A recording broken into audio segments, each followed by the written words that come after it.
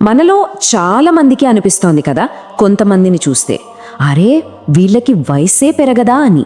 వాళ్ళ ముఖంలో ఏదో తెలియని ఓ వెలుగు, కళ్ళల్లో ఓ మెరుపు. మనం అనుకుంటాం ఏమో ఖరీదైన క్రీమ్స్, మేకప్ ఏమో అని. కానీ అసలు నిజం అది కానే కాదు. మరి ఏంటా రహస్యం?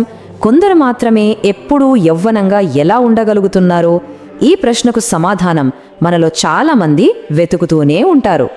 మనం అందరం ఎక్కువగా బయట కనిపించే రూపం గురించే ఆలోచిస్తాం, అంటే ఖరీదైన క్రీమ్లు, కాస్మెటిక్స్ ఇలాంటివి. కానీ అసలైన నిజమైన యవ్వనం అనేది ఆత్మకు సంబంధించింది. అది కేవలం ఒక మానసిక స్థితి, ఎప్పటికీ తరగని ఒక శక్తి. అవును, మీరు విన్నది నిజమే. అసలు సీక్రెట్ చర్మం మీద ఉండదు, అది మన ఆత్మలోనే దాగి ఉంటుంది. నిజానికి ఈ ఆలోచన కొత్తదేమీ కాదండోయ్. ఎప్పుడో స్టాయిక్ ఫిలాసఫర్స్ చెప్పారు, వయసు అనేది జస్ట్ ఒక నంబర్ మాత్రమే అని. అసలైన యవ్వనం మన ఆలోచనల్లోనే ఉంటుందని. సరే, అయితే ఆ అసలు రహస్యం ఏంటో తెలుసుకుందామా? ఈ ప్రయాణంలో మనం కొన్ని అద్భుతమైన సూత్రాలను చూడబోతున్నాం. ఇక ఆలస్యం చేయకుండా మొట్టమొదటి చాలా ముఖ్యమైన సూత్రంతో మొదలు పెడదాం. మొదటి రహస్యం ఏంటంటే మన ఇమోషన్స్ను మన కంట్రోల్లో ఉంచుకోవడం. చూడండి, లైఫ్లో అప్స్ అండ్ డౌన్స్ అనేవి కామన్, కానీ వాటికి మనం ఎలా రియాక్ట్ అవుతున్నామన్నదే ఇక్కడ మ్యాటర్. మన ముఖంపై కనిపించే ఆ ప్రశాంతతకు కారణం మన లోపల ఉండే శాంతే. మనం మనసుని ఒక నిశ్చలమైన సరస్సుతో పోల్చవచ్చు. చిన్న చిన్న విషయాలకి టెన్షన్ పడటం, కోపం తెచ్చుకోవడం ఇలాంటివి చేసినప్పుడు ఆ సరస్సులో అలజడి మొదలవుతుంది. ఈ మానసిక ఒత్తిడి, ఈ అలజడి మన శరీరంలోని ప్రతి కణం మీద డైరెక్ట్గా ప్రభావం చూపిస్తుంది తెలుసా? అందుకే బయట ఎన్ని తుఫానులు వచ్చినా సరే లోపల ప్రశాంతంగా ఉండగలిగితే ఆ నిశ్చలతే మన చర్మాన్ని వృద్ధాప్యం నుంచి కాపాడే ఒక కనిపించని కవచంలా పనిచేస్తుంది. అయితే ఎమోషన్స్ను కంట్రోల్ చేయడం అనేది ఫస్ట్ స్టెప్ మాత్రమే. ఇప్పుడు మన ఆత్మకు బలాన్నిచ్చి మనసును ఎప్పుడూ యాక్టివ్గా ఉంచే మరో 2 ముఖ్యమైన సూత్రాల గురించి తెలుసుకుందాం. ఇక రెండో రహస్యం, ఎప్పుడూ ఏదో ఒకటి నేర్చుకోవాలనే తపన కలిగి ఉండటం. చాలామంది అనుకుంటారు వయస్సు పెరిగే కొద్దీ నేర్చుకోవడం ఆపేయాలని. కానీ నిజం చెప్పాలంటే ఎప్పుడైతే మనం నేర్చుకోవడం ఆపేస్తామో అప్పుడే మనసుకి అసలైన ముసలితనం వస్తుంది. ఎందుకంటే జ్ఞానం మన ఆత్మకు ఆహారం లాంటిది.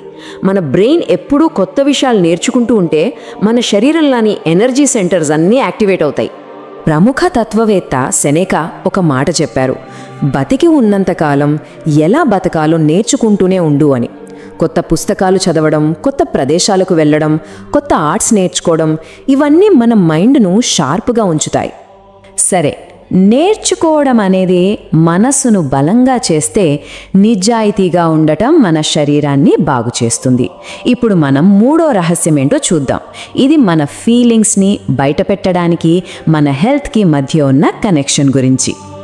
మూడో రహస్యం ఏంటంటే మన ఫీలింగ్స్ని నిజాయితీగా బయటపెట్టడం. కోపం, బాధ ఇలాంటి ఎమోషన్స్ని లోపలే దాచిపెట్టుకుంటే అది మన బాడీలో ఒక రకమైన టాక్సిక్ స్ట్రెస్ని క్రియేట్ చేస్తుంది.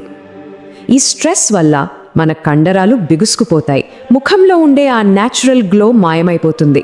అందుకే మన ఫీలింగ్స్ని పారే నదిలా వదిలేయాలి, అంతేకాని నిలిచిపోయిన నీరులా లోపల ఉంచుకోకూడదు. అప్పుడే మనసు తేలికపడి మన నవ్వులో నిజాయితీ కనిపిస్తుంది. మన లోపల మన ఫీలింగ్స్ని సరిచేసుకోవడం ఎంత ముఖ్యమో మన చుట్టూ ఉండే ప్రపంచం కూడా అంతే ముఖ్యం. ఇప్పటిదాకా మనం మన ఇన్నర్ వరల్డ్ గురించి మాట్లాడుకున్నాం. ఇప్పుడు మన చుట్టూ ఉండే వాతావరణం మనపై ఎలా ఎఫెక్ట్ చూపిస్తుందో చూద్దాం. ఇక నాలుగో రహస్యం, ఎప్పుడూ ఒక పాజిటివ్ ఎన్విరాన్మెంట్ను ఎంచుకోవడం. ఒక మొక్కకి సూర్యరశ్మి ఎలాగో మన ఆత్మకు పాజిటివ్ ఎన్విరాన్మెంట్ కూడా అలాగనమాట. మనం ఎవరితో సమయం గడుపుతున్నాం, ఎక్కడ ఉంటున్నాం అనే విషయాలు మన ఎనర్జీ లెవెల్స్ని డైరెక్ట్గా ప్రభావితం చేస్తాయి.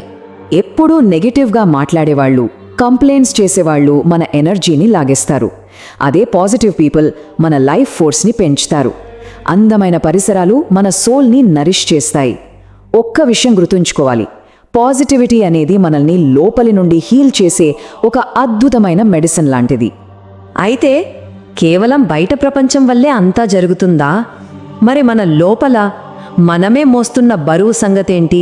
ఈ ప్రశ్నే మనల్ని అన్నింటికన్నా పవర్ఫుల్ అయిన చివరి రహస్యం వైపు తీసుకెళ్తోంది. అదే వదిలివేయడం అనే గొప్ప కళ. 5వ చివరి రహస్యం, వదిలివేయడం ప్రాక్టీస్ చేయడం.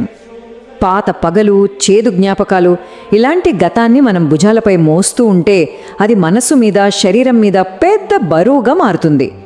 ఈ బరువే మనల్ని కిందకి లాగి వృద్ధాప్యం వైపు నెట్టేస్తుంది. ఇక్కడే స్టాయిక్ తత్వవేత్త ఎపిక్టేటస్ చెప్పిన మాట గుర్తు చేసుకోవాలి. నీకు ఏమి జరిగిందన్నది ముఖ్యం కాదు, దానికి నువ్వు ఎలా రియాక్ట్ అయ్యావు అన్నదే ముఖ్యమని. అందుకే క్షమించడం అనేది ఎదుటి వాళ్ల కోసం కాదు, అది మనకు మనం ఇచ్చుకునే ఒక గిఫ్ట్.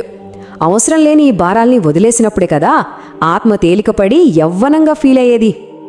సో ఇప్పటిదాకా మనం చూసిన ఈ 5 సూత్రాలు వేరువేరు కాదు, ఒకదానితో ఒకటి ముడిపడి ఉన్నాయి. ఇవన్నీ కలిస్తేనే మనలో ఒక శాశ్వతమైన వసంతం, ఎప్పటికీ వాడిపోని యవ్వనం వస్తుంది. మరోసారి గుర్తు చేసుకుందామా? 1. ఎమోషన్స్ పై కంట్రోల్. 2. ఎప్పుడూ నేర్చుకోవాలనే తపన. 3. ఫీలింగ్స్ని నిజాయితీగా చెప్పడం. 4. పాజిటివ్ వాతావరణాన్ని ఎంచుకోవడం. మరియు 5. చాలా ముఖ్యమైనది, వదిలివేయడం నేర్చుకోవడం.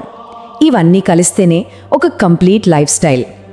చివరిగా ఒక్కటే మాట, యవ్వనమంటే చర్మానికి పూసుకునే ఏదో క్రీమ్ కాదు, అది మన ఆత్మకు అద్దుకునే శాంతి.